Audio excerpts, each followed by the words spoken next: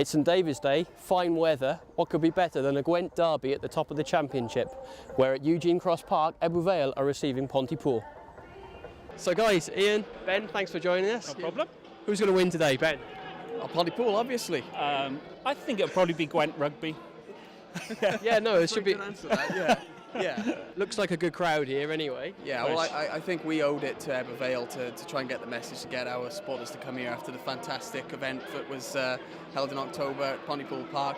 I think, either way, no matter what happens with the result, I think we can both be proud of where we've come as clubs, and that despite all the controversy out there at the moment, we're thriving, and hopefully we've got a future to keep this going, because it's a great event, great spectacle. I mean, Gwent Rugby, this is what it's about, isn't it? There's still so much buzz about this game. It's unbelievable. All, the last couple of weeks, it's like Twitter's been going mad, the website and everything, So this is what it's about, and I wish more people would come out and see club rugby. There's great rugby out there. You guys are doing a fantastic job of advertising it, and may long it can, continue a long time. I'd like to say as well, I think Ebbw Vale is a fantastic example of where we should all look up to. They've had their own difficulties in getting back up to where I think they belong, but they've gone about it the right way. Their facilities are very good, and they've kept their heads down and done it the right way. And I really am very happy for them where they're heading next season. We hope, anyway. Yeah, we hope.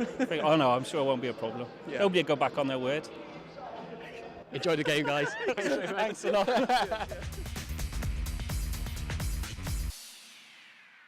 Ebbw Vale, playing in their purple chain strip, kicked off attacking the clubhouse end and immediately recovered the ball from a Pontypool knock-on.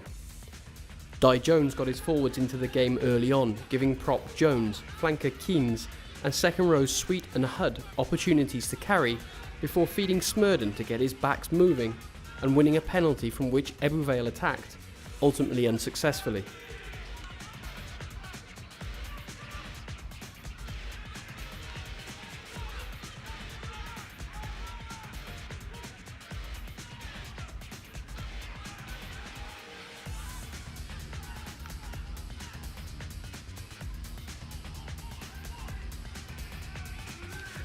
The home team then disrupted a Pontypool scrum near halfway, and the ever-alert Di Jones gathered the loose ball before showing speed and power to brush off 2 tackles and score the game's first try in the corner.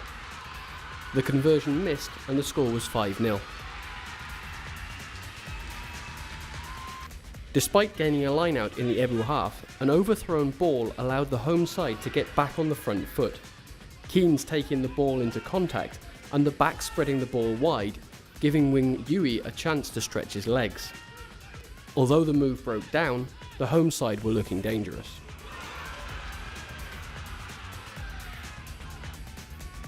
It was, however, Pontypool who were next on the scoresheet, taking advantage of another attacking line-out to hit up in midfield and win a penalty as the home side handled in the ensuing ruck. An excellent kick from centre Clayton Gullis ensured the two sides remained close, the score 5-3.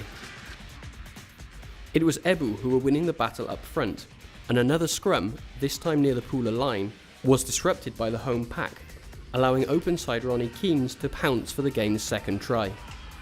This time Smurden made no mistake with the kick, increasing the lead to 12-3, which remained the score until the half-time interval, despite a period of Pontypool pressure just before the break.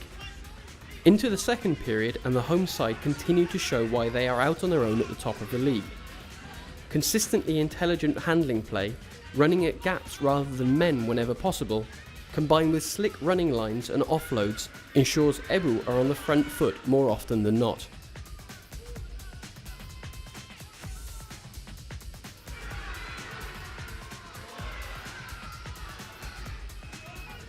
Good support play keeps many of their moves going, and only excellent breakdown work from Pontypool under pressure stopped another charge to the line.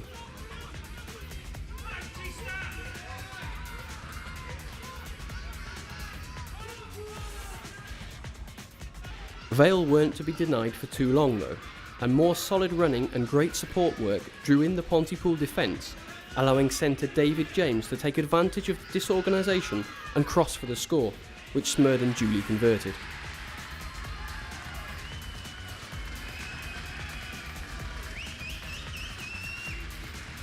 By now, the heavy Eugene Cross Park pitch was beginning to take its toll on the Pooler defence, who were starting to tire, having worked hard for long periods of the game. A sapping driving maul in the corner ended with home number 8 Cameron Reagan scoring the bonus point try, converted from out wide by Smurden.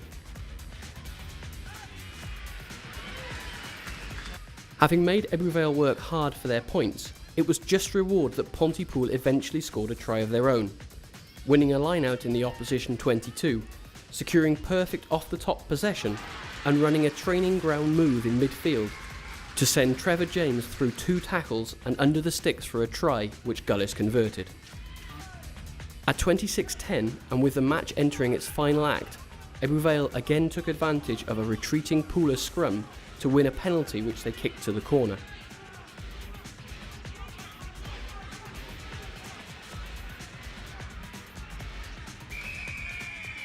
A line-out drive allowed man of the match Jones to feed Smurden, whose deft grubber allowed wing Polo Yui to run through and dive on the ball for the final score of the game. Smurden added the extras to seal the home side's victory 33-10. After the game, we caught up with the coaches of both teams as well as referee Jonathan Hardy to get their thoughts on the entertaining Gwent derby.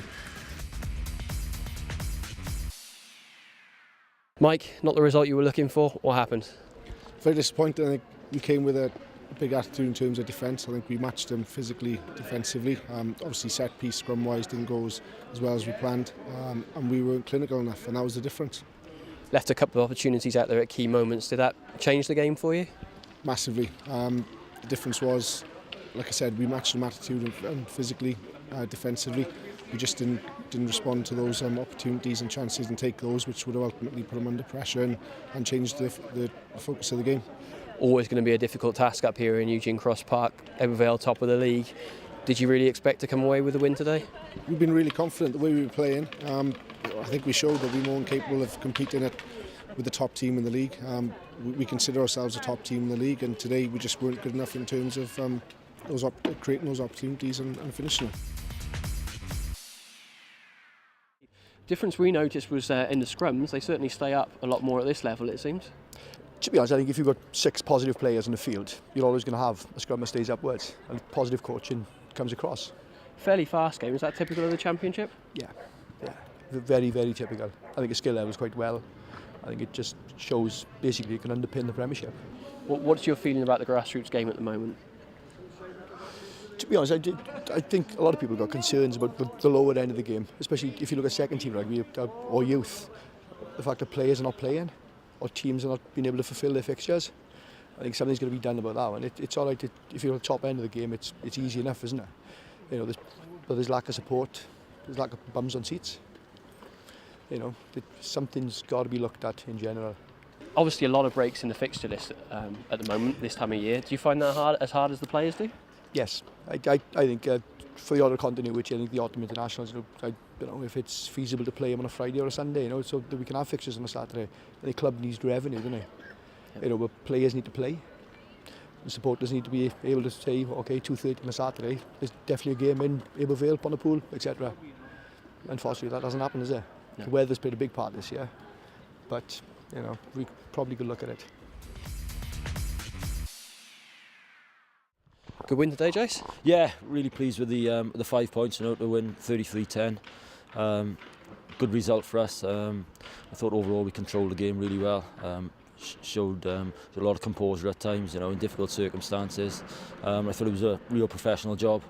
Yeah, your 9-10 partnership looks really sharp. Is that really the axis for the team? Yeah, both 9 and 10, they managed the game really well today. But the key to them is to have lots of options playing off them. I thought when we got quick ball, we had multiple options off 9 and 10, and both of them made good choices to play the right people. Even despite the conditions, you're looking to run from deep. Is that part of the mentality of the side? Yeah, definitely. Our philosophy is always try and keep the ball in hand first. That's first option, and then kicking is always our second option, even from deep, because that's our strength really. We've got lots of threats all over the park and we need to use them. Certainly an entertaining game for a big crowd. Nice to have so many supporters here for a Gwent derby. How can you get more supporters in, week out?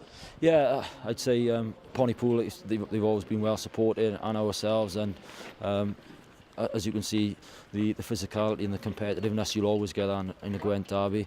To perhaps improve it a little bit more, I would say we can probably help the officials a little bit by bringing in linesmen, and that would obviously speed the game up as well, because at times it was difficult for the referee today, and there's so much going on, you know, at the rucks especially. So I definitely think that would improve the standard of the game, which would obviously then have an impact on the supporter base. Is the side ready to go up now next year? How are they going to fare in the Premiership? Yeah, to be honest, the team has been ready for the last 3 years, really. But obviously we can't control what happens off the field. But I'm sure, you know, we'll keep improving as we have from the last couple of seasons, and we just got to keep that mentality of we can't control what happens off the field. We just got to keep control of our performances, which is week to week, individually and collectively. If we keep doing that, then, you know, I think we'll do really well in the future. And will you be around next year? There's rumours I've seen that you may be going down to the Dragons. No, the players and the club. You know, I really enjoy my time here. I've managed to develop a real good culture there, and in the future, you know, maybe that's something to look into. But at the moment, I'm just dealing on, you know, making sure that this club is going to go from strength to strength. Excellent. Thanks, Jason. Thanks so much. We're here this afternoon at Cardiff Arms Park for a match between the Welsh Legends and French Legends for the Prince's Trust charity. Players such as Gareth Thomas, Lenny Woodard and Frank Comber are appearing, and earlier we caught up with legends Serge Betsen and Dafydd James. So obviously there's a lot of players leaving Wales at the moment and going to play in France. What's your take on that? What do you think of that situation? But I think it's, for player perspective, it's interesting to know that some country like France, who are the biggest rugby country in Europe, want them. And as a player, it's always the case where you want to be taken as an interest.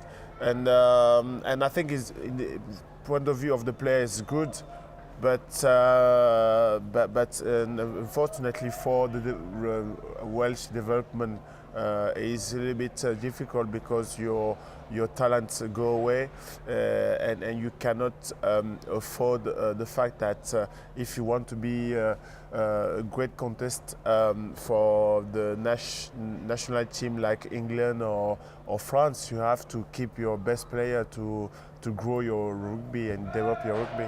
Do you think that it's difficult for French players that they have a high-level competition for a very long time and international matches? Do they suffer from tiredness? Yes, it's true that one of the reality of the game is you have to protect your body. You have to look after your body to be an excellent player and to perform. And from that, we can see the effect of the Lions too on the player. Is a lot of pressure, a lot of tough moment where they need to recover. And in France, particularly, the player have to play top 14, they have to play international level, and they have to play Hanken Cup. Is at the end of the year is 37, 40 games a year for a player. Is massive. What do you think is going to happen with Welsh rugby now? A lot of our international players are leaving and going abroad, particularly to France. But it's bizarre, because yesterday Welsh team beat France. It means that we are more concerned about what's going on in terms of national team. But again, I thought that Penny going to move to France is. I'm not sure that is the case of Sam Warburton. Halfpenny's going to Toulon. Okay, Halfpenny going to Toulon. Warburton staying in Wales. He's centrally contracted. Okay, then is 50% of your talents were going to France. Then what to say? It's part of the professionalism. it's part of the challenge for the federation to keep the best player and to make them play at the highest level possible to the competition. Then it's tough, but it is part of where rugby needs to keep improving the relationship of the federation and the clubs. Is it becoming a bit like football, where there's no loyalty to the place you come from? No, I don't think that's. We have to summarize that like this in rugby. Rugby is a different sport compared to football. There is a lot of value where to grow into professionalism. We need to have a great foundation. We need to have a great mindset of what do we want from the player, what do we want from the kids to develop to rugby. Then I truly believe that there can be some solution, and one of them is to keep talking to the player and to keep asking them how federation or IRB whatever can do to make them develop their game and their skills. But how can maybe the Welsh regions hope to keep any international players when in France there are teams with so much money they can just buy whoever? Is it possible? Should we just accept that we can't keep them? It's just for me to accept that, but at the same time to find some solution. Because in rugby, for me, is not just about money. It's about how we can have a great idea and to cut short what I saw from Welsh Rugby yesterday against French team was phenomenal. I saw the strategy, I saw the belief, I saw the passion, but I saw a great mindset of a game plan to beat your opponent and to beat French team. Then this is what it's about. High level is not just about money. It's you have to combine a lot of aspects of the game, human relationship, creativity, and sometimes some budget to make things be efficient. What's your take on the state of Welsh rugby at the moment? Well, it's a little bit disappointing, isn't it? You know, obviously a great win yesterday against France, and you know, perhaps we paper over a couple of cracks. Really, the domestic league is struggling a little bit. It's fair to say, not knowing who the sponsor is and so on and so forth, and obviously losing a number of players, which is particularly worrying. But you know, the national game, the national side rather, seems to be performing on and off. But you know, there is an underlying issue, I guess. Yeah, you must be still talking to some of the players. What are their feelings on this sort of situation with a lot of them going to France? Well, you can't blame the players really, can you? You know, if you're offered a paid check, it's trebling your money, you're going to obviously take it. It's a limited lifespan, and you got to take every opportunity and just embrace the choice that you make, really. But yeah, it's disappointing from a spectator's point of view, but you know, it all boils down to finances and what sort of standard of rugby that you are going to be playing. And unfortunately, the Rabo Pro 12 hasn't lived up to expectations. You know, and we haven't really been getting the crowds, which is, you know, disappointing from a club point of view, because you haven't got the revenue coming through the turnstiles. So it's frustrating all round, I believe. Is there anything that we can do to keep the players here without any sugar daddies coming in to save some of the regions? Well, you've got to spice the league up a little bit. If you are going to do it, then I think you've got to make it more on meritocracy. I think, you know, there should be a relegation sort of process, really. It'll, you know, and you know, it's incentives, I suppose, really, for winning the league and coming in various different positions. I don't know how it's structured. I don't know the financial detail, but yeah, I presume if you could do that, and it's all about qualification rather than automatic qualification, then you're going to get better teams performing. Hopefully the crowds will come out and you'll increase the level and the standard of the game. What's your feelings with regards to grassroots rugby at the moment? Are the clubs getting enough support from the union? I'm not heavily involved with grassroots rugby, but from what I understand, it's possibly not quite the support. My children start in rugby at the moment, and you know, it's very difficult trying to get some sort of finances, even to get some balls, really, which are, you know, this level or day and age, it shouldn't be the case. So that's particularly frustrating. you know, I don't know what the financial status is, but it doesn't appear that there's much help.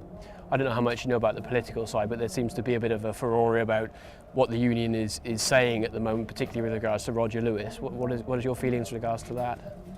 Well, you know, there's always going to be politics in Welsh rugby, unfortunately, and I think once the game turned professional, then, you know, there's a lot of infighting, and you know, it becomes a little bit silly and a bit tedious, really. But you know, it's all boiling down to the bottom line. The clubs are trying to keep the players, and they're paying excessive amounts of money, trying to survive, really.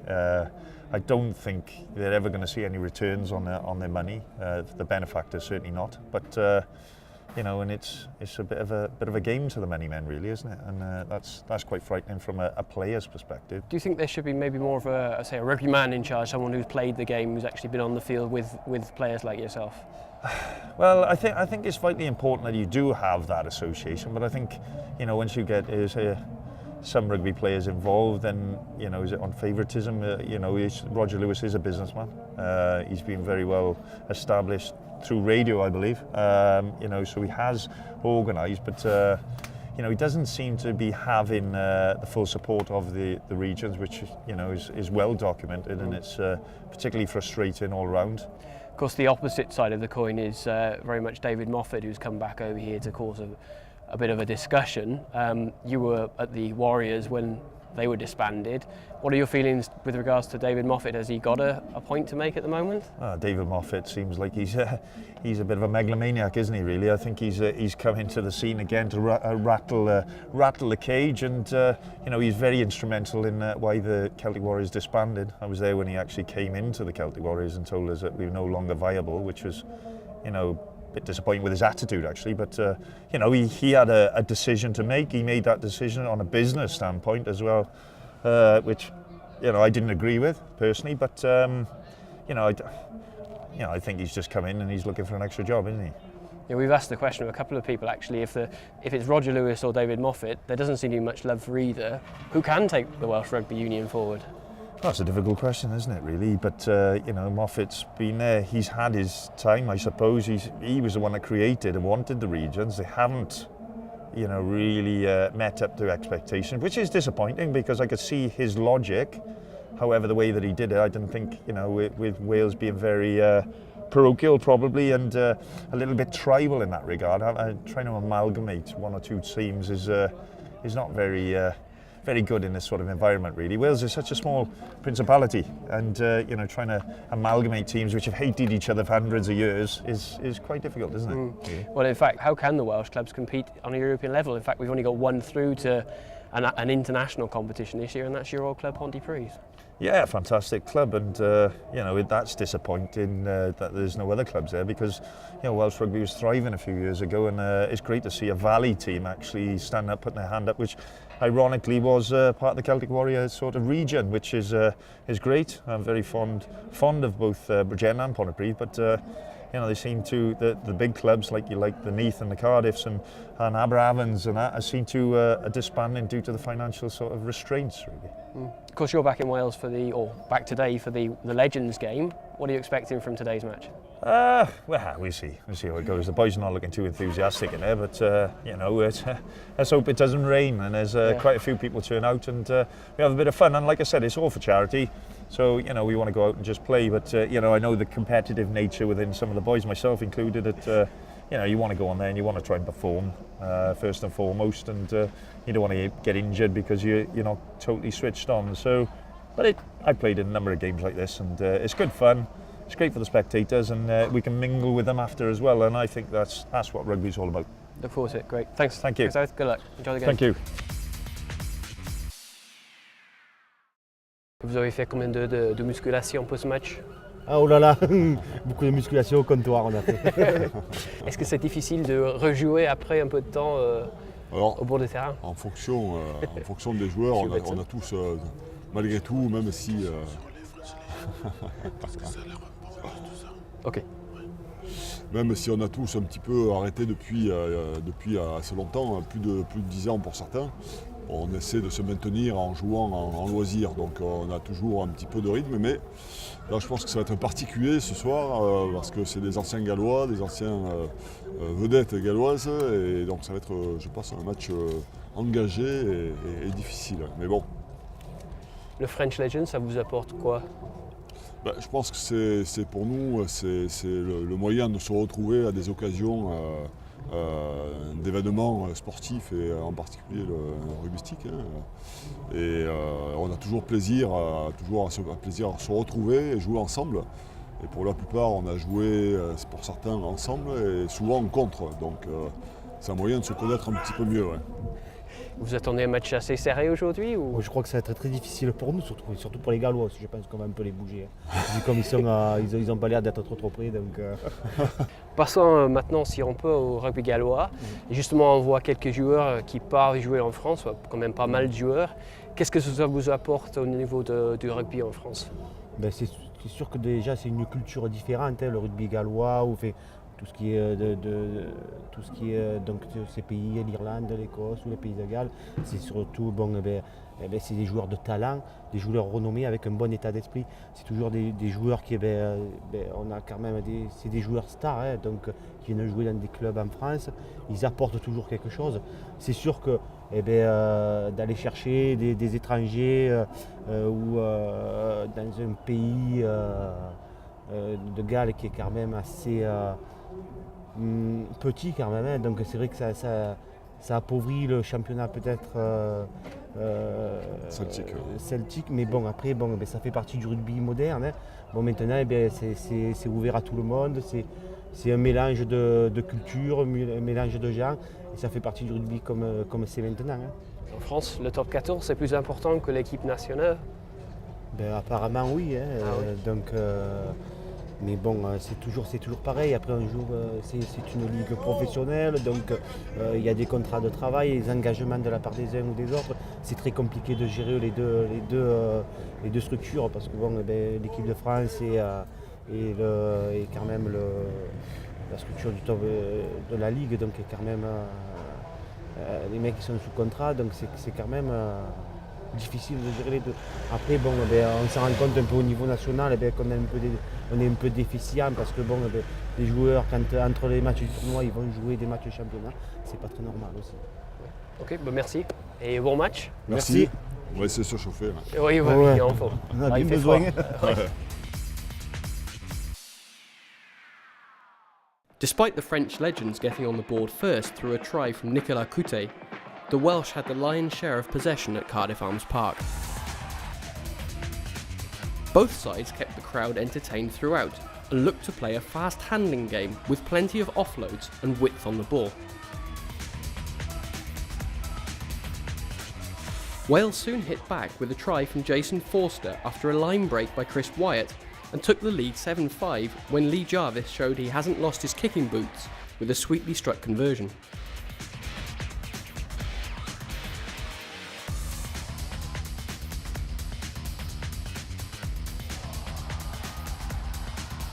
Moments later, another surge upfield from Forster and some good offloading from man of the match Dafydd James gave Andy Williams a simple run-in, and the conversion from Jarvis made it 14-5 to the men in red.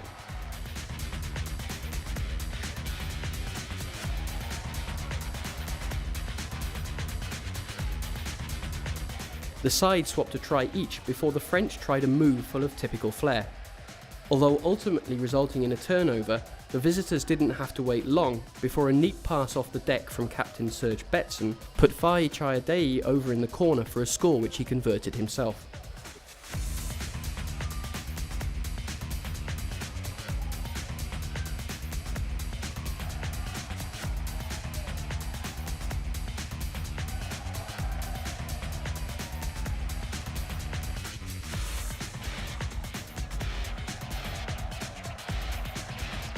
They were to score again soon after, with Saeed Falali touching down after a well-worked move down the left wing. After a breathless end to the half, the sides turned around with Wales 21-17 in front. The second half began as the first had ended, with Wales on the front foot, and a quick tap and go yielded another try and conversion, even without TMO assistance.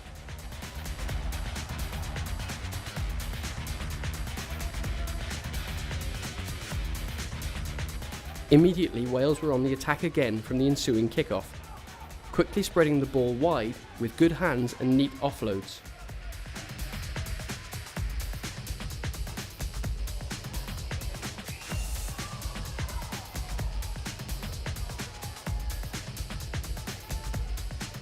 Chris Wyatt picked a perfect line to burst through a gap, drawing the defence and offloading to Jarvis, who again converted, giving Wales a 35-17 cushion.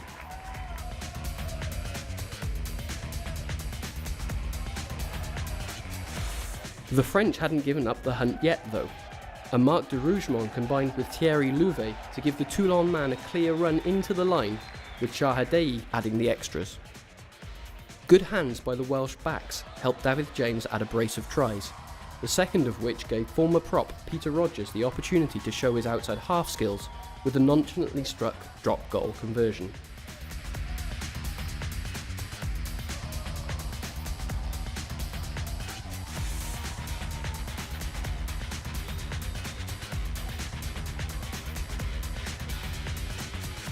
But in the spirit of the occasion, it was the visitors who were left to close out the game, working Lionel Rossignou over in the corner to bring the final score to 49-29 in favour of the home team.